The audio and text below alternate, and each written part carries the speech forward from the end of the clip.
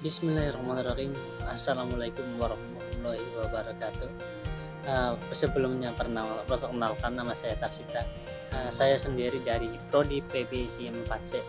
Di sini saya akan menjelaskan tentang tes negosiasi.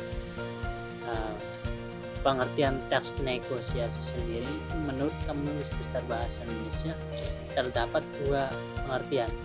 Yang pertama, negosiasi adalah proses tawar-menawar untuk mencapai kesepakatan bersama antara suatu pihak, kelompok, atau organisasi dengan pihak yang lain. Yang kedua, negosiasi adalah penyelesaian sengketa secara damai melalui perundingan antara pihak yang bersengketa.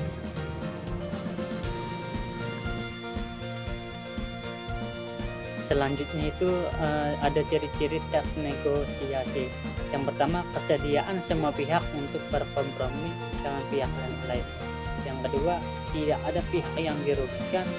Yang ketiga, memiliki alasan dapat mewaruhi pihak lain. Yang keempat, kesepakatan yang dicapai bersifat praktis atau dapat dilakukan. Selanjutnya ada struktur teks negosiasi. Yang pertama ada orientasi. Orientasi sendiri itu berisi pembukaan atau awalan sebuah negosiasi, biasanya berupa kata salam dan sapaan. Yang kedua, pengajuan. Nah, pada bagian ini berisi permintaan dari salah satu pihak mengenai permasalahan yang dihadapi dan ingin diselesaikan. Yang ketiga, ada penawaran. Penawaran ini berisi proses tawar-menawar antara pihak satu dengan pihak yang lain untuk mencapai sebuah kesepakatan yang menguntungkan satu sama lain. Yang keempat, ada persetujuan. Pada persetujuan ini itu adalah tawar-menawar sudah dilakukan, maka tahap selanjutnya kesepakatan atas hasil penawaran dari kedua belah pihak. Bagian persetujuan merupakan titik temu dari penawaran dan pengajuan yang telah dilakukan oleh kedua belah pihak. Selanjutnya ada jenis-jenis teks negosiasi. Yang pertama, teks negosiasi lisan. Nah, pada bagian teks negosiasi lisan ini yang dikemas dalam bentuk dialog, contohnya teks seperti dialog penawaran atau kesepakatan antara dua belah pihak atau percakapan yang sehari-hari. Yang kedua, teks negosiasi gabungan. Pada teks negosiasi gabungan adalah teks yang disajikan dalam bentuk gabungan antara narasi dan dialog.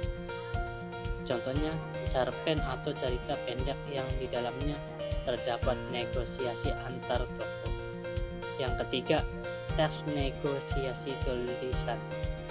Nah, pada bagian teks negosiasi tulisan adalah teks berbentuk tulisan yang bisa berupa surat penawaran barang, surat permintaan barang, atau surat penawaran kerjasama. Dalam penulisan teks negosiasi terdapat kaidah kebahasaan teks negosiasi. Setiap teks memiliki kaidah bahasanya menjadi ciri khas dari teks itu sendiri. Yang pertama itu ada kalimat. Kalimat sendiri terdapat 6 poin. Yang pertama, kalimat deklaratif, kalimat interrogatif, kalimat imperatif, kalimat harapan, dan kalimat terserah. Poin yang kedua itu kalimat deklaratif. Kalimat deklaratif adalah sebuah kalimat yang berisi pernyataan. Kalimat deklaratif disebut juga sebagai kalimat perintah. Contohnya di tempat lain, harga bisa lebih mahal. Pak, ini sudah paling murah, jadi Bapak tidak akan rugi beli di sini. Poin yang ketiga, kalimat integratif. Kalimat integratif adalah kalimat yang berisi pernyataan atau pertanyaan yang diajukan kepada orang lain. Contohnya, bagaimana kalau per kilonya 25.000, Bu? Nah, selanjutnya poin keempat, kalimat imperatif. Kalimat imperatif adalah kalimat yang di dalamnya mengandung perintah yang berfungsi untuk meminta meminta atau memerintahkan orang lain melakukan sesuatu. Contohnya, silakan dicoba dulu Bu kuahnya. Selanjutnya itu poin kelima. Poin kelima, kalimat harapan. Kalimat harapan adalah kalimat yang menyatakan harapan atau mengungkapkan keinginan terjadinya sesuatu. Contohnya, semoga dagangnya laku Bu.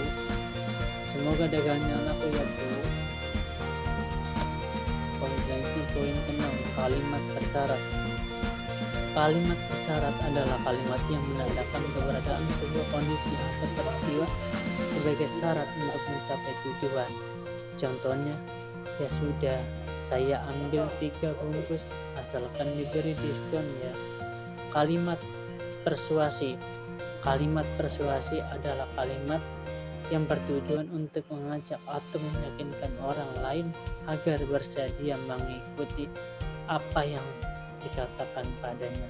Contohnya, saya tidak jadi belanja kalau harga barang itu tidak bisa dikurangi. Nomor 8, kalimat konjungsi atau kata penghubung. Konjungsi atau kata sambung atau kata hubung adalah kata untuk menghubungkan kata, ungkapan atau kalimat-kalimat dan sebagainya tidak untuk tujuan atau maksud lain. Selanjutnya poin ke-9 ada konjungsi kausalitas. Konjungsi kausalitas adalah kata penghubung yang menyatakan sebab atau alasan dan akibat atau hasil dari suatu hal. Contohnya, kalau kita adakan bakti sosial untuk warga lingkungan sekolah kita, kurasa akan lebih berguna. Sekian dan terima kasih.